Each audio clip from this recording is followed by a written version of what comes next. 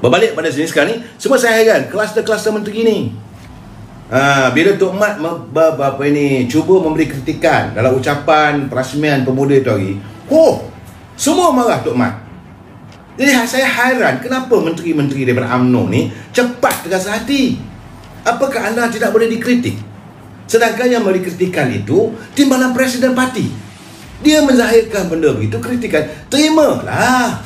Apa masalah kamu? Sebab cakap terima kasih kepada Tok Mat telah mengingatkan kami, dan ini menyedarkan kami sebagai barisan menteri dan di bawah pimpinan Datuk Seri Ismail Sabri. Kami berjanji sempena Pimpinan Agung UMNO yang lalu, apabila teguran-teguran dibuat itu memang ada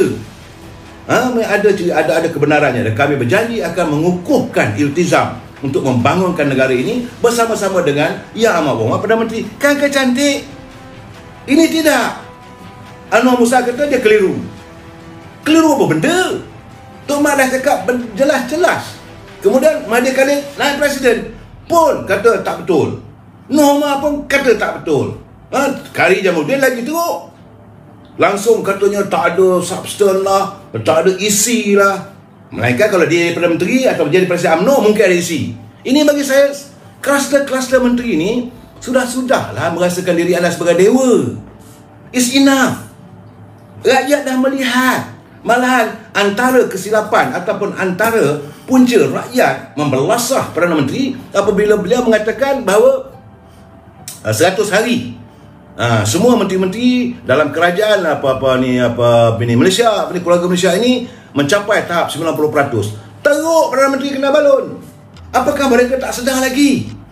Ini yang saya hairan, kenapa menteri-menteri kita ni, kluster menteri ini yang masih lagi tak sedar diri.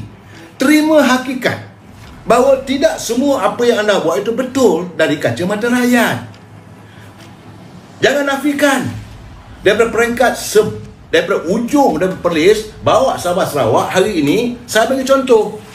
Siapa yang sayangkan Kari Jamaluddin? Lunyai selunyai-lunyainya dalam isu COVID-19 dan vaksin. Macam mana nak katakan bahawa kami buat benda yang betul? Betul bagi kabinet, tetapi tidak betul di kata macam rakyat. Dalam itu isu vaksin. Apakah saudara mau mempertahankan Tengku Zafrul yang saban ketikanya mengecewakan warga yang mengharapkan kumpulan wang semalam pekerja ini disegerakan setahun lebih? Apakah KPI-nya sampai 90%? Kebencian rakyat boleh ditarik? Ini saya nak jelaskan. Apakah menteri yang menjaga NADMA apabila berlaku banjir sampai tak terurus, apakah mereka sudah melaksanakan tugas dengan baik? Jadi apa yang ditegur oleh timbalan Presiden Datuk Seri Muhammad Hasan itu ada kebenaran. Kenapa disanggah? Apakah anda merasakan anda dah buat yang segalanya betul? Kemudian macam mana dengan Azmin Ali? Apakah beliau mampu membawa masuk pelabur-pelabur? Usahakan nak bawa masuk pelabur. Yang ada dalam negeri pun mengelonsor lagi keluar negeri. Adakah itu kejayaan sebagai menteri yang menjaga Menteri Perdagangan dalam Haiwan Negeri dan Perindustrian? No, biar kita bercakap secara terus terang. Sebab itu bila ditegur oleh timbalan Presiden ni, terimalah. Yang anda nak mempertahankan tak betul. Timbalan Presiden, saya ragu. Ini bahawa kita dah berbuat dengan terbaik. Jangan. Bila yang menegurnya dalaman, yang menegurnya timbalan Presiden, beri teguran itu bukan bermusuh. Terima inilah sebagai satu kritikan. Bila saya menegur, bukan kita benci. Kita mengharapkan ada satu kebaikan diperbarui, bukan ada kebencian.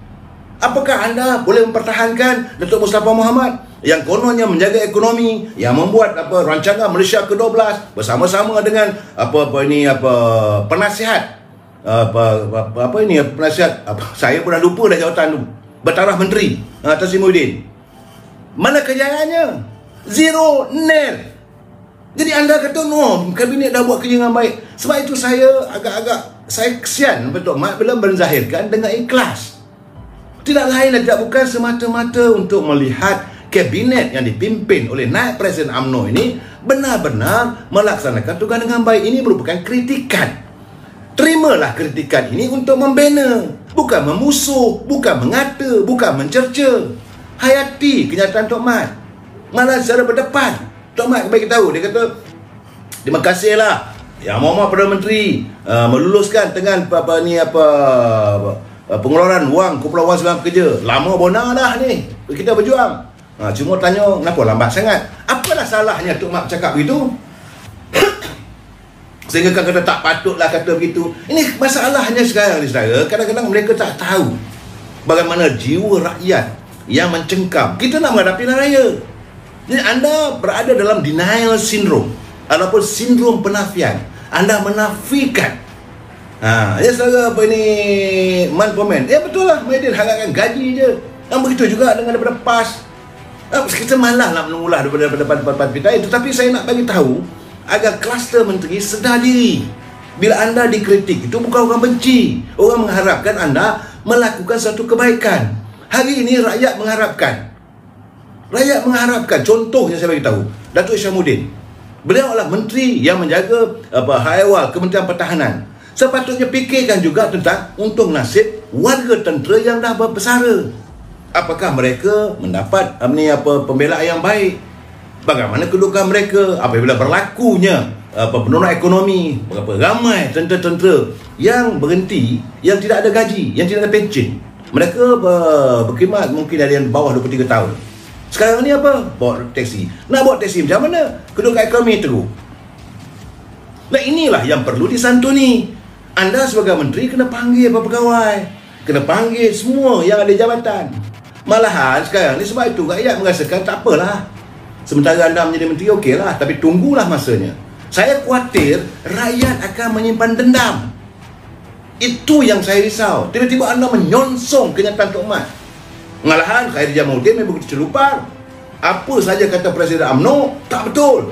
Jadi ucapan mana yang betul? Tak ada isi ekonomi. Apa benda? Berpuluh jajaran yang dicadangkan oleh Presiden UMNO untuk memperbaiki ekonomi negara. Macam-macam. Tapi sebab dia tak baca, dia tak dengar. Jadi tujuan lain tidak. Supaya nak menggambarkan dia tak layak jadi presiden. Akulah yang lebih layak presiden. Ini masalahnya. Jadi saya harap warga UMNO tak payahlah tipu orang macam ni. Saya minta supaya pilihan akan datang, puak-puak yang begini digugurkan daripada pertandingan akan datang. Mereka ini bukan kubang tembaga saudara.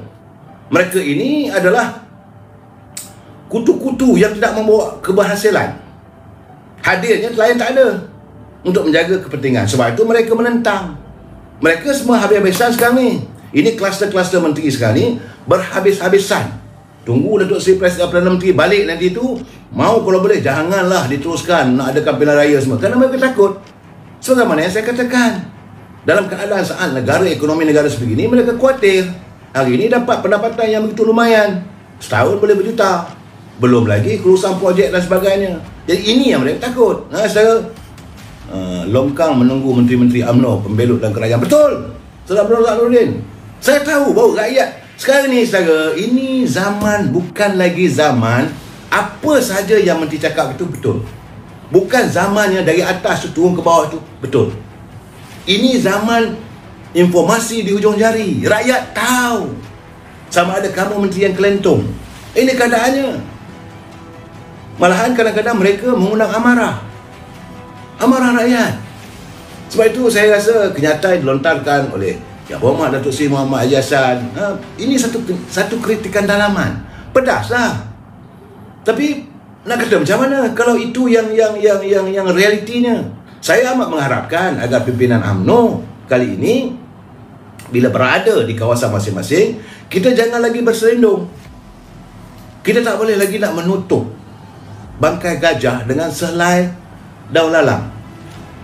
Saya cakap terus terang, saya tidak mampu lagi untuk mempertahankan UMNO kalau ada pemimpin-pemimpinnya yang ternyata tidak membawa sesuatu kebaikan untuk parti UMNO. Tak mampu kita.